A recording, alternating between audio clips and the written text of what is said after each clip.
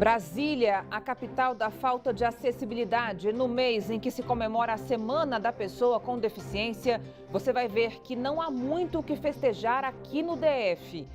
Falsa médica é presa pela 9ª vez. A mulher prometia tratamentos milagrosos. Preso também homem que aplicava o golpe do Boa Noite Cinderela. Ele aliciava as mulheres pelas redes sociais e as dopava com bala adulterada.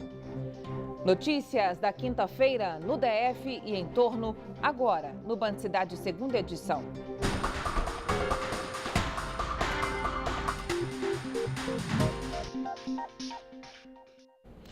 Olá, boa noite para você, seja muito bem-vindo. Ruas esburacadas, falta de acessibilidade, rampas sem padronização, ausência de piso tátil e transportes sem estrutura. Esse é o retrato da capital do país que coloca em risco cadeirantes, deficientes visuais e pessoas com dificuldade de locomoção. Na Semana Nacional da Pessoa com Deficiência, os motivos para celebrar são poucos. Apesar de garantida por lei, a acessibilidade ainda é um problema para quem depende dela. Brasília é uma cidade planejada. Planejada para quem? Uma pesquisa do Tribunal de Contas da União revela que a capital ainda tem problemas quando o assunto é a acessibilidade. Mais de 80% dos locais aqui em Brasília possuem obstáculos que comprometem uma rota acessível. Já 93,5% dos pontos de ônibus não atendem requisitos mínimos de acessibilidade, o que para algumas pessoas com deficiência é o ponto de partida para casa ou local de trabalho, por exemplo. É o caso da Daniela. Há 4 anos é nessa parada que ela desce para ir ao trabalho. Aqui, paredes e gramas são usadas como guia. Primeiro referência que eu tenho é a grade do Palácio do Planalto. Eu venho seguindo a grade, então na minha direita tem uma grama, eu pego a esquerda que tem uma parede, um murozinho que vai aumentando de acordo com o que eu ando. E aí logo começam os obstáculos. Um estacionamento em que ela não sabe o que vem pela frente. Um carro estacionado próximo à rampa fez com que ela mudasse o caminho. O deficiente visual não tem como ditar regras, tira isso do meu caminho, tira aquilo do meu caminho que vai ser bom. Não tem como a gente determinar isso. Vocês que vão se adaptando ao caminho? A gente que vai se adaptando ao caminho. Obras no meio do caminho também viram uma aventura perigosa, já que ela não tem ideia de como está a calçada. Se você estivesse sozinha, como é que você faz esse caminho? Aí eu teria que esperar alguém para saber como é que a pessoa me ditaria esse caminho. Agora, atravessar a pista, mesmo pela faixa de pedestre, pode ser um desafio. Geralmente eu espero alguém para atravessar, ou algum carro para e buzina, eu sei que ele está segurando o caminho para poder atravessar. Pois é, esse foi apenas um pouco mais de 1 quilômetro dos vários que são percorridos pela Daniela. Para ela, a capital ainda tem muito que melhorar quando o assunto é acessibilidade. Brasília falta pensar em acessibilidade num todo, não só para um tipo de deficiência, sim para todas, né? Tem um deficiente visual, que sou eu, tem o deficiente motor, tem o deficiente auditivo. Eu acho que deveria se pensar em acessibilidade num todo. Com certeza. A Polícia Civil prendeu na manhã desta quinta-feira uma mulher de 35 anos que se passava por médica em Taguatinga. Ela fazia tratamentos de fertilização e prometia até curar o câncer. A prisão foi resultado da Operação Placebo 2. Renata Tereza Campos dos Santos fazia atendimentos se passando por médica, biomédica, esteticista e radioterapeuta. De acordo com as investigações, mais de 200 pessoas, incluindo uma policial militar, foram prejudicadas pela falsa médica. Na casa dela, os policiais encontraram vários remédios, equipamentos médicos e um cilindro de oxigênio. Renata Tereza foi autuada em flagrante pelo crime de exercício ilegal da medicina, mas foi liberada depois de assinar um termo de compromisso de comparecimento. E a polícia prendeu um homem que aplicava o golpe Boa Noite Cinderela em mulheres da capital. Ele marcava encontros pelas redes sociais e, pessoalmente, as mulheres eram dopadas e estupradas. A prisão foi em uma casa no Guará. Glaucio Saraiva, de 44 anos, dizia ser delegado. A polícia chegou a ele depois de uma denúncia de uma vítima. A suspeita é que pelo menos 5 mulheres tenham caído no golpe. Se você conhece esse homem ou sabe de mais alguém que tenha sido enganada por ele, ligue no Disque Denúncia 197. Glaucio vai responder por roubo, estupro e falsidade ideológica. Em tempos de crise, os empresários têm que se reinventar. E tem um setor que, mesmo com todos os apertos, vem crescendo a cada dia, o mercado de festas. Os brasileiros não querem abrir mão dos casamentos e aniversários. A diferença é que as cerimônias agora têm sido cada vez mais íntimas. Olha só. Quando se trata de festa, todo detalhe faz diferença. Decoração, buffet, arranjos. O problema é que em tempos de crise, muitos brasileiros adiam ou até desistem de fazer a tão esperada festa de casamento ou aquela comemoração de aniversário. Mas sempre tem aqueles que se esforçam para que o sonho vire realidade. Esse espaço se tornou palco para uma grande festa de 15 anos. Com um tema grego e uma decoração impecável, Gabriela garante que colocar tudo no orçamento da família foi uma verdadeira ginástica, mas valeu a pena. A gente planeja gastar X e sabe que quando chega no final é que nem obra, né, festa. Você acaba saindo um pouco do seu planejamento. Mas a gente não pode deixar de comemorar, de fazer um aniversário, transformar e aproveitar cada segundo desses momentos é muito bom, né? Faz a gente se sentir vivo. E a vida é feita disso, de momentos. Para quem está nessa área de eventos há quase 10 anos, garante que não há tempo ruim. E mesmo em época de crise, é possível adequar a festa ao orçamento do cliente e sem fazer feio. As pessoas continuam comemorando. Eles não deixam de comemorar sua festa infantil, casamentos. Realmente o que muda é a forma da comemoração que está sendo hoje. Então, em vez de casamentos gigantes, eu tenho sido muito procurada para mini weddings.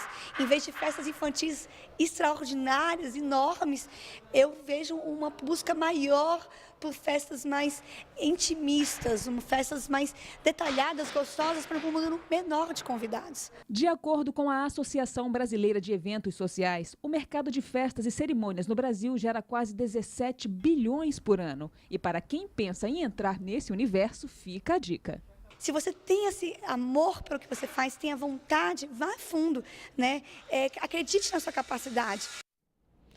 No setor comercial sul, o problema são as obras que nunca acabam. Há 4 anos, a vida de motoristas e pedestres não tem sido fácil. A região concentra hospitais, shoppings e inúmeros centros e prédios comerciais. Por dia, são pelo menos 25 mil pessoas circulando. Mesmo assim, uma faixa de pedestres foi retirada, uma calçada segue inacabada e uma pista de 3 faixas agora só tem 2. Isso tudo a um custo de 13 milhões de reais e um novo prazo de término, outubro.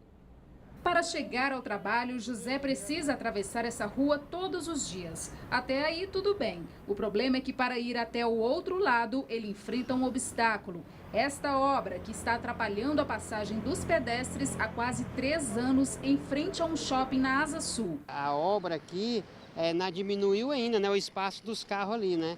Eu não sei porquê, mas essa dificuldade é constante aqui, né? O projeto, segundo o diretor da Nova Cap, foi criado para melhorar a locomoção de quem passa diariamente pelo local e organizar o trânsito dessa região. Em virtude desse grande tráfego de pessoas durante todo o dia lá, né, são mais de 20 a 25 mil pessoas, houve a necessidade então de fazer um trabalho, um planejamento que contemplasse essas pessoas passando por ali. Então, o índice de acidente lá sempre foi elevado, né, principalmente com pedestre. Então, a ideia dessa obra é que a gente possa, então, acabar com esse tipo de, ou reduzir, pelo menos, e as pessoas, então, possam andar em segurança. Mas, pelo visto, não é o que está acontecendo. Para atravessar a rua em frente à obra, o pedestre, além de contar com a sorte, precisa também passar pelo acostamento, bem perto dos carros, já que a calçada está inacabada. Além disso, a faixa de pedestre, que era para ser um local de mais segurança, também está ocupada por parte da construção. Fica bem em cima da faixa de pedestre. Você tem que desviar o percurso ou então andar entre os carros. Atrapalha bastante a gente atravessar aqui, tem que dar a volta, então se enfiar no meio dos carros mesmo. Nenhuma sinalização, só essa proteção aqui é perigoso para os carros que vêm aqui da W3 na hora de fazer o retorno aqui, né? Muitas vezes o pedestre está desatento a esse detalhe aí. A obra, que chegou a ser parada em outubro de 2014 por falta de dinheiro, foi retomada no primeiro semestre deste ano. Agora, a promessa da nova CAP é que os trabalhos finalmente estão chegando ao fim. Ela está prevista nós finalizarmos até final de outubro, mais ou menos. Esse é o prazo que nós temos para poder finalizar a obra e sinalizar. Em nota, o Detran informou que o Núcleo de Fiscalização de Engenharia de Tráfego deve ir ao local fazer um estudo, será que já não viu isso tudo? Para tornar a pista mais segura durante o período de chuvas. Os semáforos do viaduto Israel Pinheiro, no Vicente Pires, vão ser desligados a partir de hoje, entre 5 da tarde e 9 da noite. A repórter Camila Lopes tem mais informações ao vivo. Ô Camila, o DR já falou por que adotou essa medida? Boa noite, Carol. De acordo com o DR, é uma medida para fazer com que o trânsito possa fluir melhor. A gente vai explicar como é que foi essa mudança. Como pode ver aqui atrás, um dos semáforos está intermitente, que é o que vem aqui de quem está vindo de Taguatinga pela Marginal, e o outro, que é quem passa da Marginal de Vicente Pires para a Marginal de Águas Claras, ele está ali verde o tempo inteiro, né? O motorista pode seguir tranquilamente. Esse que está intermitente, só para deixar bastante claro, essa Marginal, ela está fechada até o último acesso, antes do início do Israel Pinheiro. Então não está vindo carros, não estão passando por aqui, apenas ônibus. E, Carol, já o motorista que está ali do outro lado, em lado de Vicente Pires, ele não para mais naquele semáforo que tinha logo após a um supermercado. Ele segue normalmente. Tem que deixar claro que o motorista agora tem que ficar de olho na sinalização para não perder o caminho e tem que fazer o retorno só no próximo viaduto. Então são essas mudanças, elas são em caráter experimental, mas podem ser definitivas, Carol. Tá bom, obrigada, Camila. Mais de 70 órgãos públicos vão participar de uma competição pela redução do consumo de água. O GDF lançou o Desafio Pingo de Consciência esta manhã. Segundo informações da Secretaria da Casa Civil, esses órgãos consomem um total de 483 mil metros cúbicos de água por mês. De acordo com o desafio proposto pelo GDF, ao longo dos próximos 3 meses, as contas de água de cada uma das secretarias, autarquias, fundações e até empresas públicas serão comparadas às do mesmo período de 2015. Os 3 primeiros órgãos que durante o período conseguirem alcançar a maior porcentagem de redução no consumo receberão um certificado de reconhecimento e aqueles que atingirem a meta mínima de economia de 10% dentro dos 3 meses receberão um selo de uso consciente de água. No pacote de medidas para equilibrar as contas públicas, o governo estuda privatizar algumas empresas. Esse é o tema do comentário de Cláudio Humberto. Olha, é muito positivo o pacote de privatização de 57 empresas estatais que só dão prejuízo e que são sustentadas principalmente em seus privilégios com o dinheiro que o governo tira do nosso bolso a título de imposto. Tomara que esse pacote de privatizações anunciado ontem sirva também para inspirar o GDF a se livrar de um monte de empresas e negócios que custam muito caro manter e que não tem nada a ver com as atividades próprias de um governo.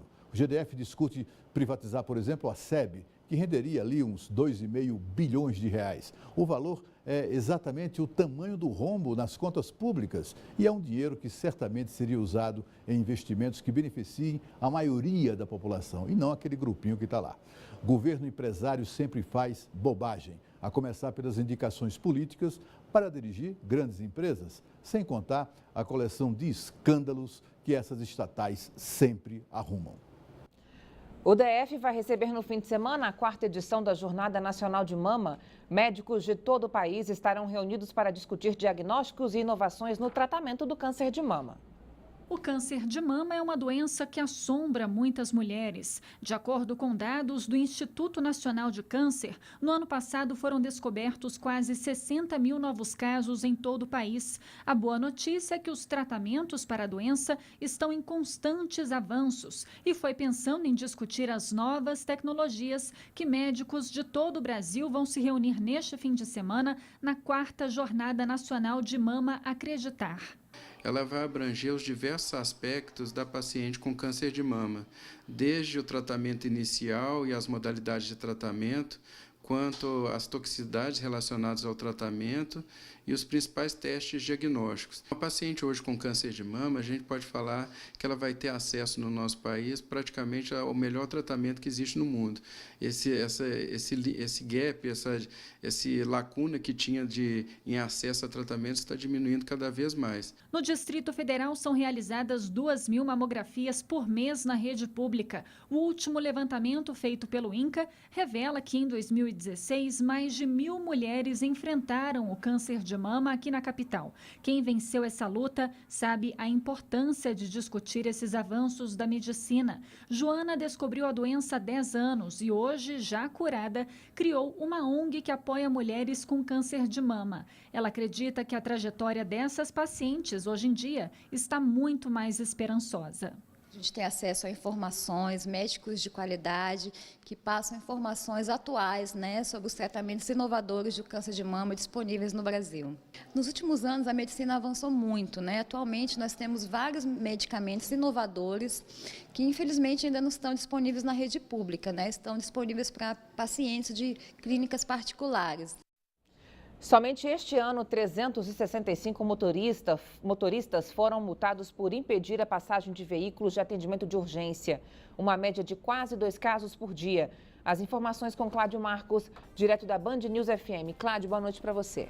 Oi, Carol, boa noite. Pois é, nós vamos ouvir aí essas pessoas também. Olha, tem várias razões que deixam até a gente surpreso, Alguns condutores disseram o seguinte, justificaram o seguinte: não ter certeza se o veículo que está com a sirene ligada vai de fato fazer um socorro, está a caminho de prestar um socorro, que é um absurdo, A legislação é clara, diz que se o carro de emergência está ali com a sirene ligada, é porque é um atendimento de urgência, isso deve ser respeitado. Também disse aí o capitão do Corpo de Bombeiros, o Ronaldo Reis, deixou claro que esse uso da sirene é exclusivo para casos de emergência.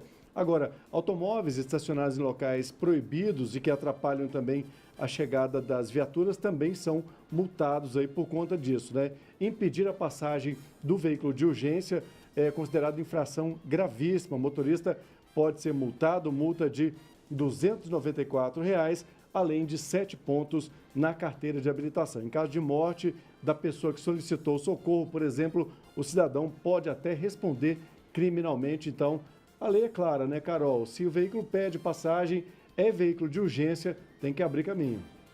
Ok, Cláudio, obrigada. Veja a seguir: doença renal crônica mata 1 milhão de pessoas por ano no mundo. Daqui a pouco, até já.